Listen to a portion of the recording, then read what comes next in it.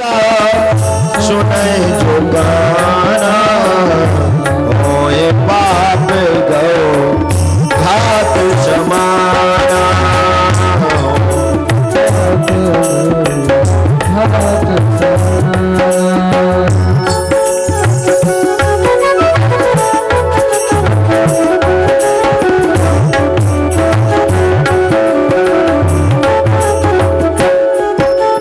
हरिहर निंदा सुनय जो काना, हरिहर निंदा सुनहि जो काना, होए पाप गौ घात समाना, होए पाप गौ घात समाना, होए पाप गौ घात समाना, होए पाप गौ घात समाना।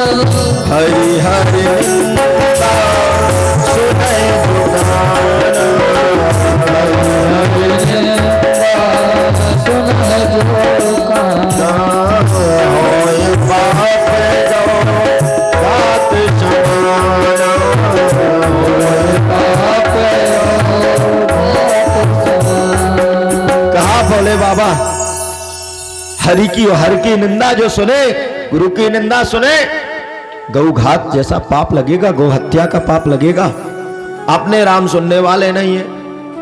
महादेव ने बहुत प्रयास चाहा कि रुक जाएं, लेकिन नंदी बाबा खड़ेगा, बोले बहुत देर से बक बक बक कर रहा है।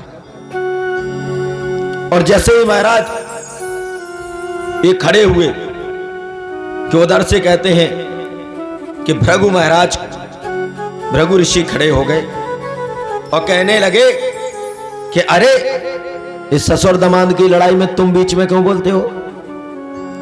नंदी बाबा ने कहा कि सुनो, जो व्यक्ति अन्याय करे, अत्याचार करे, गलत कर रहा है और उसका विरोध ना करें हम। हमारे शास्त्रों का नियम है, जब अन्याय हो, अधर्म हो, अनीति हो, तो वहां पर जो व्यक्ति समझदार है उसको उस गलत का विरोध करना ही चाहिए।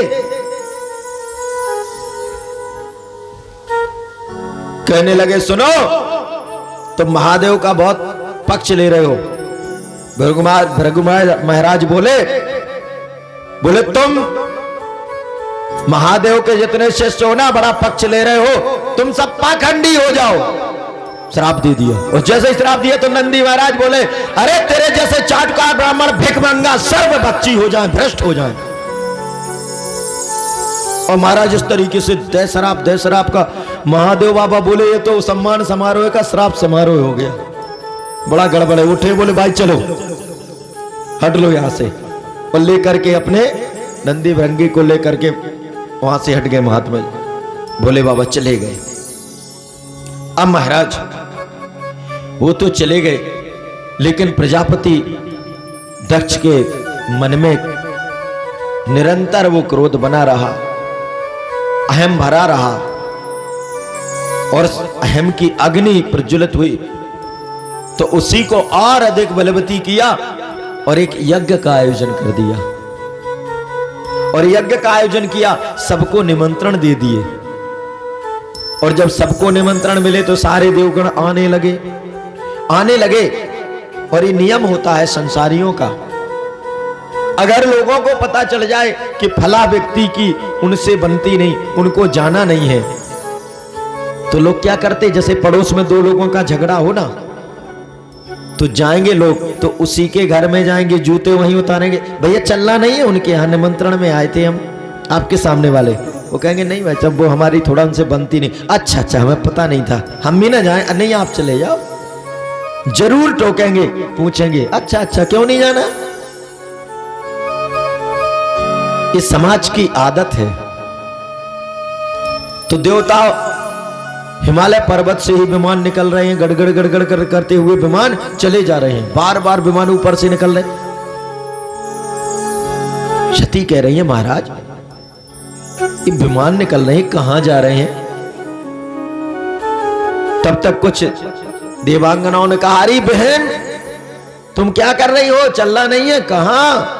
देखो तो तेरे पिताजी ने इतना बड़ा यज्ञ का आयोजन किया, निमंत्रण नहीं मिला क्या? हाँ मैं पता करती हूं भोले बाबा से। और आई बोली क्यों? पिताजी ने यज्ञ का आयोजन किया है, वहां नहीं चलोगे? आपके ससुराल में आयोजन हो रहा है महाराज। महादेव बाबा ने कहा देवी ऐसा है, कोई निमंत्रण आया है क्या? अरे महाराज आप भी जाने कैसी बात करते हो।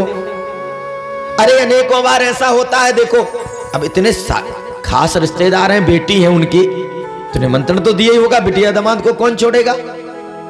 अरे अनेकों बार डाकिया है, मिस हो जाती है डाक, हो सकता डाकिया के घर में कोई आयोजन हो इस वजह से ना दे पाया हो, और आप रहने वाले इधर जंगल में रहना, पहाड़ पे रहना, तो आना भी तो कठिन है। लो तुम्हारी चिट्ठी पत्री कोई ना देने आ पाया हो। महादेव बाबा ने कहा देवी बात दरअसल ये नहीं है, यदि निमंत्रण भी नहीं आता तो भी चलते। क्यों? यदि सामने वाले के हृदय में स्नेह हो तो जाना उचित है, और जहां पर स्नेह ना हो वहां नहीं जाना चाहिए। क्यों? कि आवती ही हर्षे नहीं, कि नैनन नहीं सरे, ओ तुलसी तहां न जाइए चाहे कंचन बरसे। जिसके यहां पहुंचे और पहुंचते ही उसको हर्ष ना हो, प्रसन्नता ना हो, नैनों में स्नेह ना हो, उसके यहां नहीं जाना चाहिए। चाहे क्यों सोना भले ही उसके यहां बरस रहा हो, करोड़पति अरबपति क्यों ना हो, कितना आपका अच्छा हो, और जहां पर स्नेह है वो कितना भी गरीब हो, कैसा भी हो, लेकिन यदि आपके पहुंचने से बाहर से नहीं, ओ भैया आप ही को याद कर रहे थे, आप मिल गए, ओ सोच रहे थे फोन लगाना, आप आ गए बहुत अच्छा हुआ, और भीतर गए दो कप थोड़ा सा बना तो दो, अब वो पधार गए हैं तो पिलानी ही पड़ेगी, जाने कहां से आ जाते दर दर से घूम घाम के। लो वो स्नेह नहीं कि बाहर तो मिल रहे हैं बड़े हाव भाव से, और अंदर जाके श्रीमती जी से कह रहे हैं कहां कहां की ब्यादियां यहीं पे आती हैं, अपने यहां पटक देते हैं। वो स्नेह नहीं। वास्तव में सच्चे हृदय से जिसके अंदर स्नेह हो वहां अवश्य जाना चाहिए। स्नेह है, भूख भी नहीं है, प्रेम से खिलाए तो खा लो, और स्नेह नहीं है तो ग्रहण नहीं करना चाहिए। बिना स्नेह का खाने का कोई मतलब ही नहीं। तो कहते हैं देवी दरअसल बात यह है कि थोड़ा सा खटपट हो गई थी। हे भगवान, हमको आज तक नहीं बताया ससुर दामाद में खटपट चल रही है।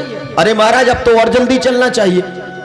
अरे जाओगे नहीं तो और विवाद बढ़ेगा, पहुंच जाओगे तो धीरे धीरे, अरे पिताजी हैं, मना लूंगी पता लूंगी सब कुछ हो जाएगा, और ये झगड़ा मामला भी शांत हो जाएगा।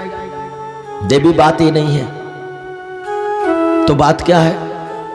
बताया आयोजन था और यहां पर हम खड़े नहीं हुए, और ये देवियों का नियम है, हमेशा माय का पक्ष प्रबल रहता है, माय के पक्ष की पैरवी तेज होगी। अरे तो लो, अब बताइए जैसे पिताजी आए थे, आप खड़े हो जाते तो क्या दिक्कत हो जाती है? तो पिता के ही समान बिल्कुल देवी हैं, तो क्यों नहीं खड़े हुए? आपको हो जाना चाहिए ना। भोले बाबा ने कहा देवी बात ही नहीं है, हमें कोई फर्क नहीं पड़ता, हम सभी का आदर करते हैं। अरे मैं तो वो हूं, देवादी देव महादेव कहते हैं कि कोई एक बार नाम बोल देता है तो मैं 3 बार झुक करके उसको प्रणाम करता हूं। ये महादेव की, एक बार आप मुख से राम बोल देते हो ना, 3 बार महादेव आपको प्रणाम करते हैं, झुकते हैं। ये भक्त हो गया महाराज, मुझे झुकने में दिक्कत नहीं। देवी मैं ध्यानस्थ था, प्रभु राम नाम में मस्त था, मुझे पता ही नहीं लगा कब तुम्हारे पिताजी आ गए और कब ये सम्मेलन शुरू हो गया और कब उनका प्रवचन शुरू हो गया। हम अपने में मस्त थे और वो आ गए और उन्हें क्रोध आ गया। और महाराज जब हटकी सती जी ने, प्रभु समझ गए कि ये तो विधि का विधान है, और इसलिए कहा कि देवी देखो हम तो जाने वाले हैं नहीं, आपको जाना हो जैसी इच्छा हो। कहा प्रभु चले जाएं जैसी तुम्हारी मर्जी। और कहते हैं वही जो राम रच राखा, को कर तर्क बढ़ावे शाखा, वही होता है जो प्रभु ने रच रखा है, लीला है। अनेकों बार लोगों के मन में एक प्रश्न और आता कि महाराज एक तरफ आप कहते हैं कि देवी सती बाबा भोलेनाथ की प्राण प्यारी थी जो, और सती थी, ऐसी विदुषी परम विद्वान विदुषी महिला है योग्य है और सती ने गलती कैसे कर दी। अनेकों बार प्रश्न आते लोगों के मन में। सती ने महादेव की बात टाल दी, ऐसा नहीं है। सती ने महादेव की बात नहीं टाली है, ये विधि का विधान है। क्यों? प्रभु लीला करवाते हैं। और देखा होगा आपने, जब लीला होती है, जैसे रामलीला होती है, कृष्ण लीला होती है, तो उसमें आपने देखा होगा कि कोई व्यक्ति गांव का है और वो पता चला गांव का बड़ा सेठ है, नगर सेठ है, और रासलीला हो रही, और रासलीला में उसको रोल मिल गया भिखारी का, तो फटे चिते कपड़े पहन के आ जाता है मंच पे, भाई कोई 2 रुपया दे दो, दे दो, दे दो, भगवान के नाम पे दे दो, राम के नाम पे दे दो। अब लोग कहें, हे भगवान, ये सेठ जी इतने बड़े भिखारी है, ये तो भीख मांग रहे। तो सेठ जी भिखारी नहीं है, मंच पर हैं, लीला कर रहे हैं, तो जो रोल मिला है वही तो करेंगे ना। अब वहां भिखारी का है तो भिखारी बन गए। और एक गांव का गरीब आदमी था, उसको बना दिया राजा, तो जाकर के बैठ गया सिंहासन पे। अब बताओ, अब उस सिंहासन पे बैठा, तुम कहो ये आदमी तो गरीब था, ये राजा बन गया। तो कहां बन गया? मंच पर। कब तक? जब तक लीला चलेगी। और लीला खत्म हुई, पर्दे के पीछे गए, ड्रेस उतारी, एक तरफ रखी, और इसके बाद तो वही के वही है, गरीब का गरीब, सेठ जी के सेठ जी। वही इन परमात्मा के स्वरूपों में है। परमात्मा जैसी जैसी लीला कराना चाहते हैं, उसी लीला के अनुरूप सती जी कर रही हैं, और देवादिदेव महादेव की प्रतिष्ठा बढ़ाने के लिए कर रही हैं, भगवान नाम की प्रतिष्ठा बढ़ाने के लिए।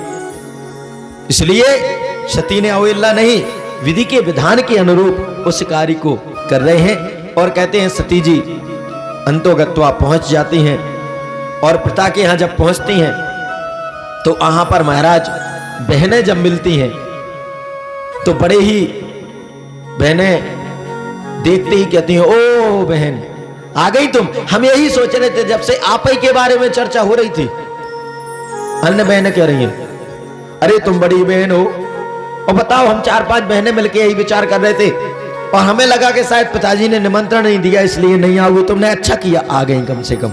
अब बताओ, ये पूरे रिश्तेदारों के सामने ये कहने की क्या जरूरत कि निमंत्रण नहीं दिया फिर भी आ गई। ये समाज का चेहरा है।